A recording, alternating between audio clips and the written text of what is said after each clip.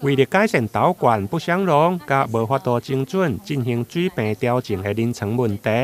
奇美医学中心护理部甲东台经纪公司来合作，伫2021年11月开发零点侦测仪，精准来调整仪器的位置，并改善护理的作业流程。电动光学，还有这个伸缩的这个点滴架，把这个很多不同的导管呢，它的侦测放在一起那这样子的话呢，看起来很清爽，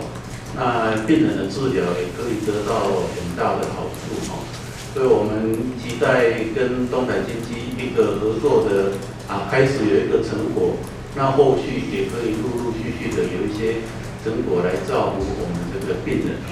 这套全方位的导管零点侦测仪，主要包括伸缩式的固定架，唔定会当使用无同规格的导管，而且雷射光的水平仪，嘛会用的精准对应体外零点的位置，而且还有电动侦测的滑动式轨道，方便调整固定的坐台。研发的这个产品，它有3个特点，就是我们是伸缩式的固定座。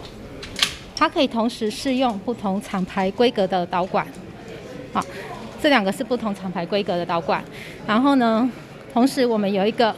水平仪哈，然后有一个雷射光的一个水平的这个部分，我们可能对着这里好，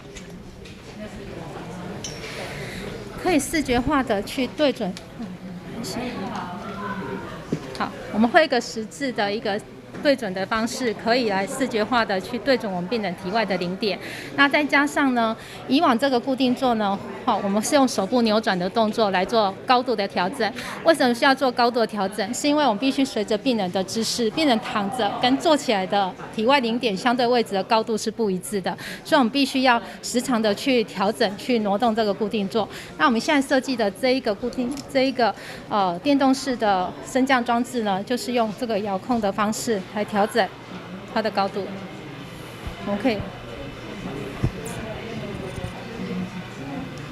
这样子的话，护理师就不用手部再去扭转固定座的这个动作了。这项的创新发明经过奇美病院加护病房的试验，临床效果备受肯定，而且还得到去年国际护理创意竞赛的最佳人气。社群媒体影响力的入围加铜奖，16项的成果发表，包括病院的院长、荣誉院长加副院长，嘛拢到场出席。而东台经济的董事长严瑞雄，嘛带领公司的主管共同与会，场面盛大。台南新闻林根采访报道。